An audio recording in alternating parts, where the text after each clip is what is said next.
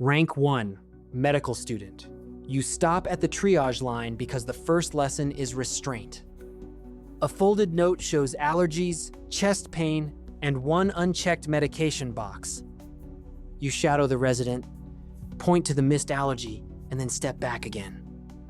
In the hallway, a family watches the red wristband move to the front of the stack. The nurse does not thank you. She just changes the order before it reaches the room. The tracking board moves one patient from routine to monitored before anyone says your name. Your rank is low, but the detail you caught changes the first 10 minutes. If you chase attention here, the real clue disappears under louder emergencies. Rank 2, acting intern.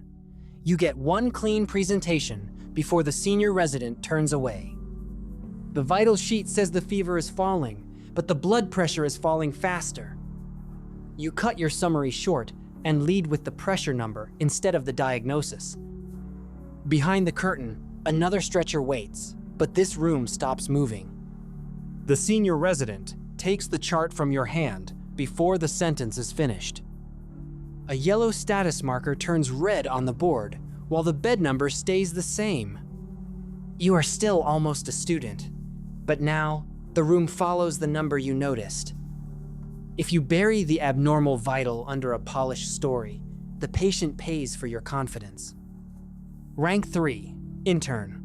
Your pager starts before the order screen even loads. 5 order tabs are open, and only one has the antibiotic clock running out.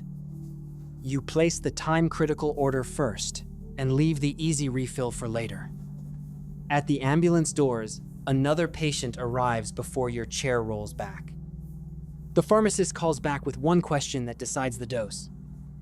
The medication timer turns green, but 2 new names appear underneath it. Intern work looks small until one delayed click becomes a department problem.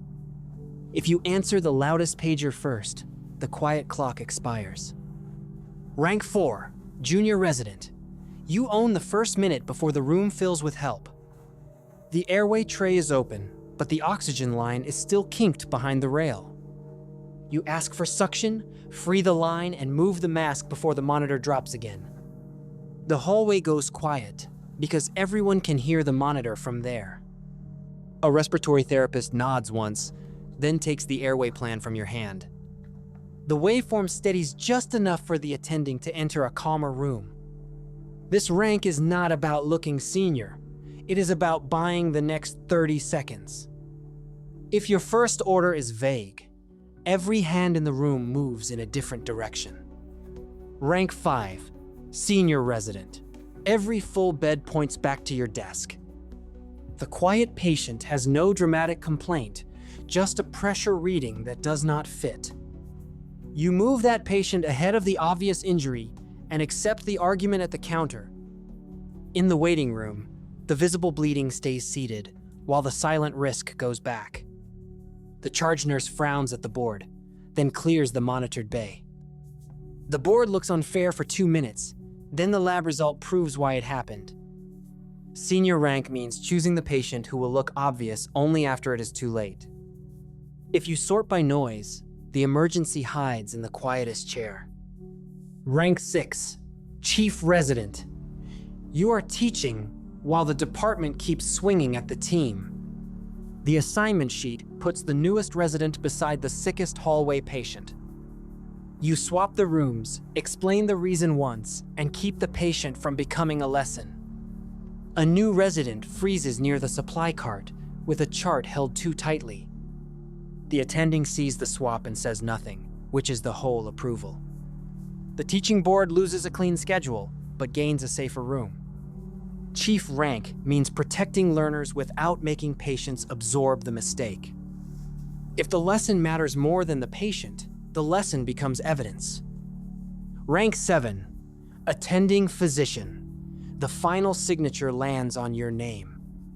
2 families need answers, but one order sheet still has the dose blank.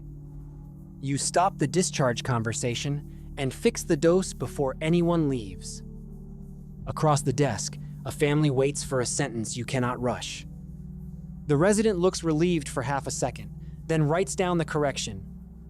The tracking board loses speed, but the chart no longer carries a silent error. At this rank, being fast is useful only after being right. If confidence outruns verification, the mistake leaves with the patient. Rank 8, Trauma Team Leader. The stretcher arrives with 10 people already moving. The trauma clock starts, the blood cooler opens, and the airway checklist is still untouched. You assign airway, access, and scan before the fastest hands duplicate the same job. On the ambulance ramp, the siren fades while another crew waits with a second report. The nurse at the cooler looks up only after the second unit is named. The room becomes a sequence: airway first, blood next, scan when the monitor allows it. Leader rank turns noise into order before speed turns into waste. If everyone helps everywhere, the critical task gets done by nobody. Rank 9, Pediatric Emergency Physician. The room gets smaller because the patient is smaller. The tiny mask fits only if the weight card is right. You ask the parent for the weight twice and choose the child-sized dose. A parent watches your face before watching the monitor. The child stops fighting the mask when the nurse lets the sticker stay in his hand. The monitor number improves slowly, but the room stays quiet on purpose. This rank is pressure, with a softer voice and less room for adult habits. If you scale the adult routine down without changing it, the dose becomes the danger. Rank 10, Toxicology Consultant. The story does not match the lab timeline. The pill bottle count, the poison center note, and the clock disagree by 40 minutes. You call the treatment room and choose the antidote window before the second lab returns. In the loud bay, the team waits for one answer from the quiet room. The resident repeats the dose back slowly because there is no room for almost. The timeline line moves left, and the antidote box leaves the pharmacy shelf. Toxicology rank is detective work with a timer attached. If you wait for a perfect story, the treatment window closes cleanly. Rank 11, EMS Medical Director. The patient is still in the city when your decision starts. 3 ambulances are headed to the same crowded door from different streets. You divert one crew, hold one at the ramp, and send the stroke alert past the closest entrance. Rain shines under the ambulance lights while stretchers wait for a bay. The crew chief asks once, then repeats the new hospital back over static. The map looks less convenient, but the right patient reaches the right team. This rank treats the hospital door like a resource, not a destination. If every crew drives to the nearest door, the wrong hallway gets the wrong emergency. Rank 12, Resuscitation Director. Your job is the backup plan before the first plan fails. The ultrasound image, procedure tray, and timer card all point to the same narrowing path. You prepare the rescue move while the first treatment is still being attempted. Everyone waits for the next instruction, but nobody stops the current one. The procedure nurse opens the kit before you say the second sentence. The backup tray is ready when the monitor proves the first plan is not enough. Director rank means the rescue option is not a panic move. It is already built. If the rescue starts after failure is obvious, the delay is already part of the injury. Rank 13, ER Operations Lead. The emergency is no longer one patient. It is the whole department. The bedboard, transfer list, and blocked hallway zones leave only one workable path.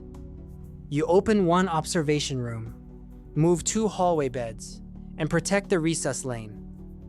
The waiting room becomes part of the emergency because the ER cannot absorb another wave. Transport pauses at the corner until your hand clears the route. The board still looks bad, but now every new stretcher has somewhere to turn.